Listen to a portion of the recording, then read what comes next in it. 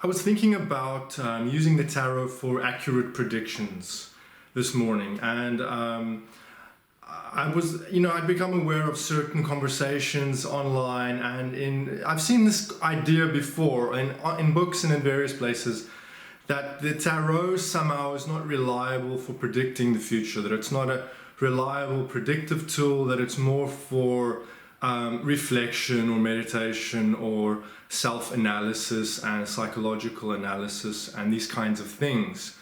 And it's not to say that the tarot isn't useful for those kinds of self-exploration.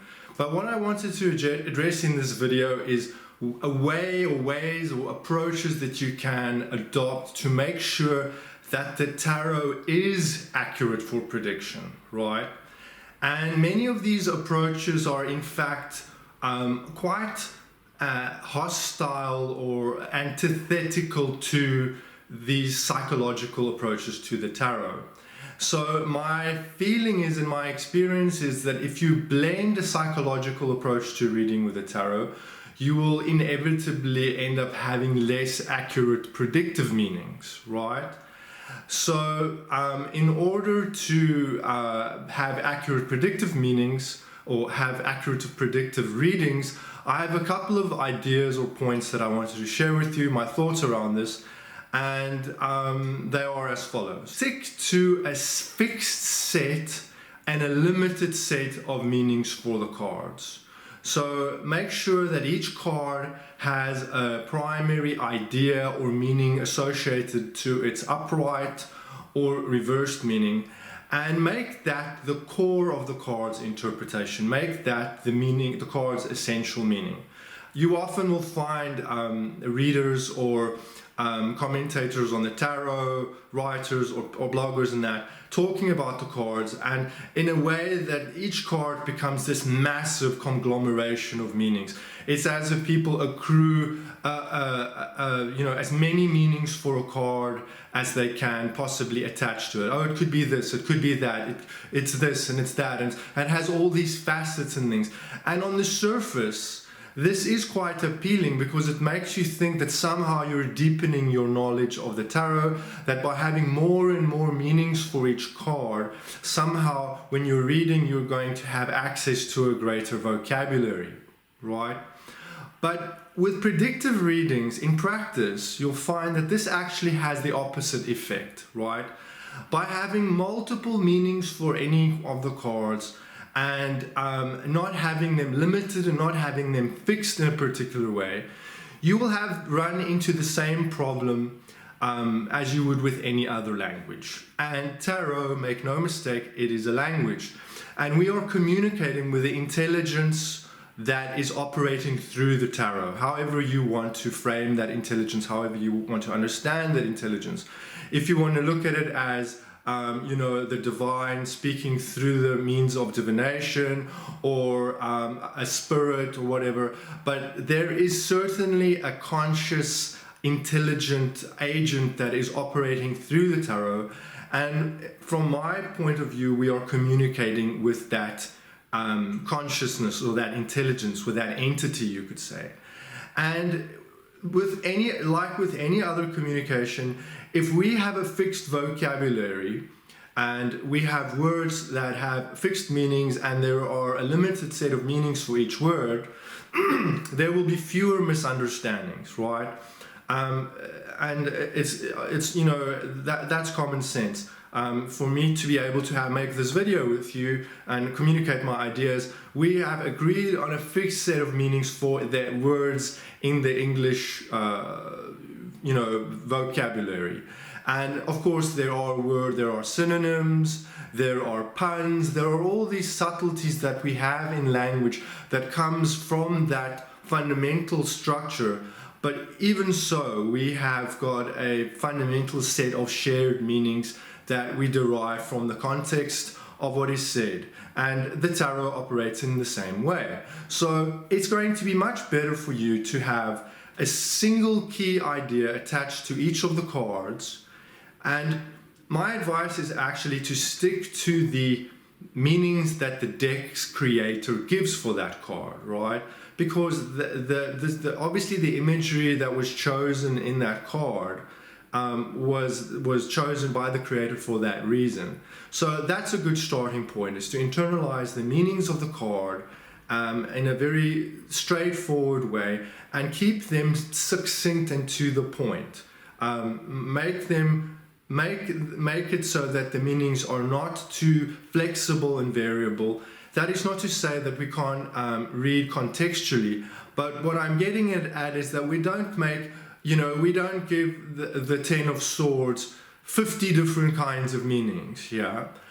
Instead, we focus on one key idea, like ruin, or whatever the idea is that you want to attach to the Ten of Swords, but you make that the focus, you make that the pith of that card's meaning, right? And that consistency will allow you to predict events much more accurately, because the tarot, the intelligence that is operating through the tarot, will know what to tell you and how to say it to you in a way that is consistent with your understanding. If you have a massive net of meanings and it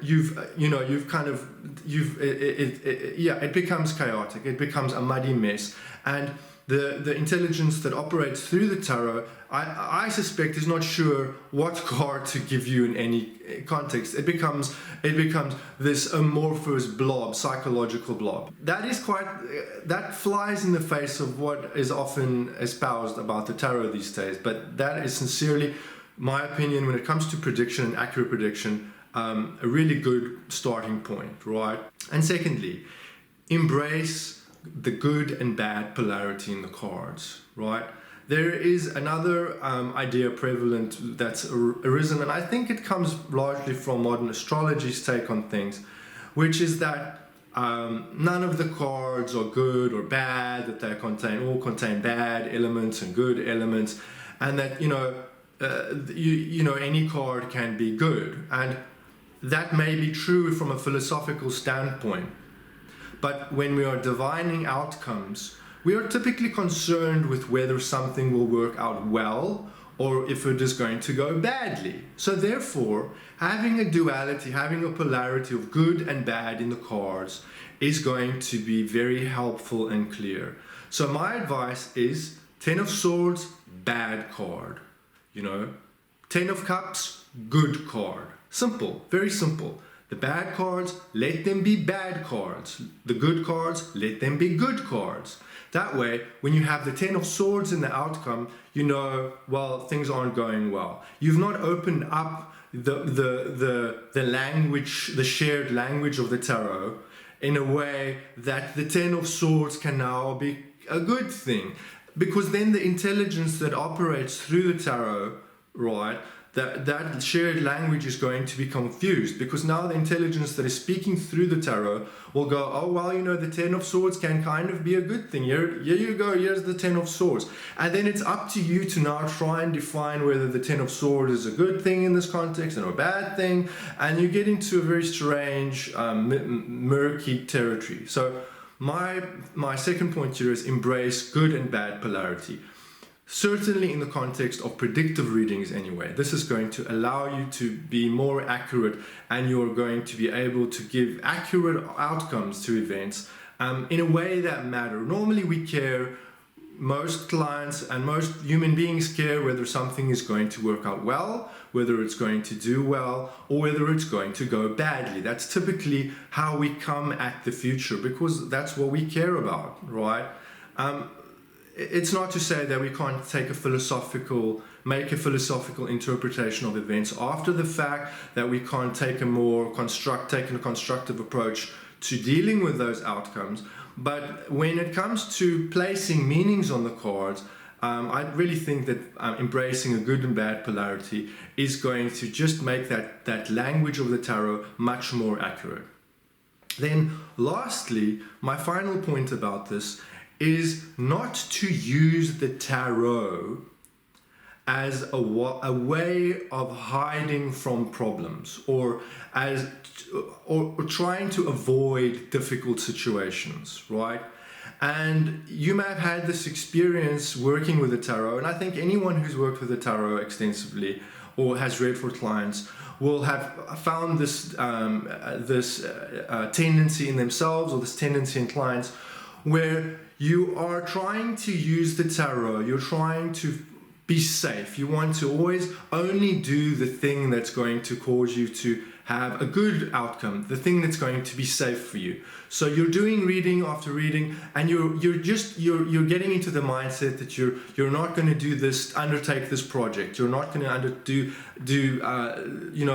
form this relationship or study this material because you got a bad reading on it or because you got a good reading on it, right? You're using the tarot to not to guide you in life, but to try and avoid problems in life on every level. You're trying to hide from the abrasiveness of life, and that is a big mistake, in my opinion. And this is going to negatively impact your ability to get accurate or predictive readings for the following reason.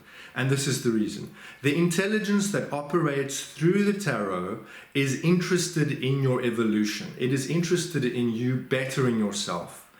And part of bettering yourself is dealing with problems, is dealing with difficulties, it's encountering issues and hiccups and failures in life and working through those failures, learning from failures, right? If we use the tarot to avoid every failure in our life, it's a fool's errand anyway. You cannot use the tarot to avoid every failure in your life. But if you were to try and do this, you would not evolve, you would not develop as a human being. Failure is healthy and normal part of our lives. It allows us to grow, it allows us to learn. There's no way of learning without failing, and there is no way of living safely. We have to encounter a certain amount of stress and difficulty in our lives. The intelligence that is operating through the tarot is interested in your evolution. If it senses, and this is my firm conviction, if it senses that you are using the cards to try and avoid life, that you are hiding away from your responsibilities, that you are hiding away from pain and upset and all these things by just wanting to do things that show positive outcomes, it will lie to you.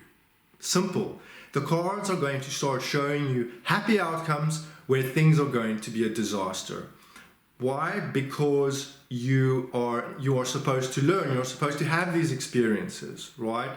And the intelligence that operates through the tarot is that it is intelligent. It knows that this person is now being tricky. They're trying to hide away from life. So it starts giving wrong result. It starts showing you, everything is going to be great, and then bam, there are major problems. You hit a roadblock, shit hits the fan, and things go horribly wrong. And you think, well, why is that? The cards were so clear. It showed success, it showed a happy outcome. There was the 10 of Cups, there was the Sun, and now the world is, everything is falling down. How could that be? And often the case is that you have been trying to use the tarot to avoid problems. This means changing your attitude to negative readings when you get them, right? Not allowing negative readings to stop you from pursuing your goals and dreams. Not allowing negative readings to push you into your shell. But you use negative readings as information that will allow you to do things better.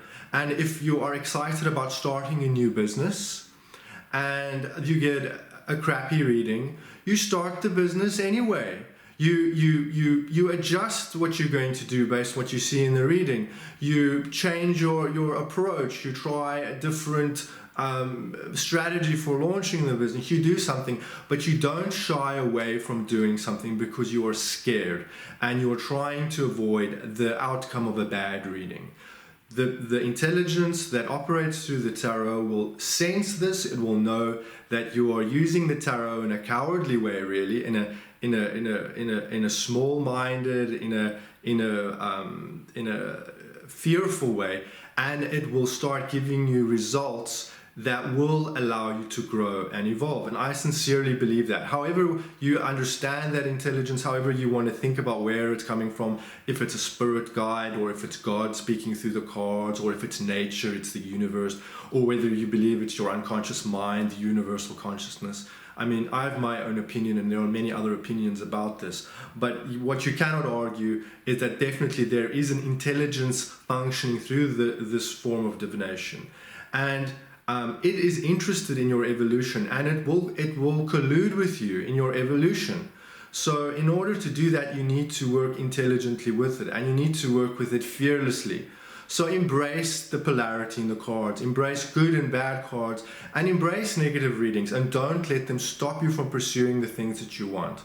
But having said that, you want to balance that out with common sense. You want to find the middle way where you are using that information, that feedback, to adjust your strategy, to improve your approach, but not to hide away, not to make yourself safe and comfortable all the time. It's not possible. It's counter to your evolution as a human being. So there you go. Some of my ideas about improving your accuracy with the tarot. I hope that was useful and helpful to you. Remember to subscribe, and thank you for watching.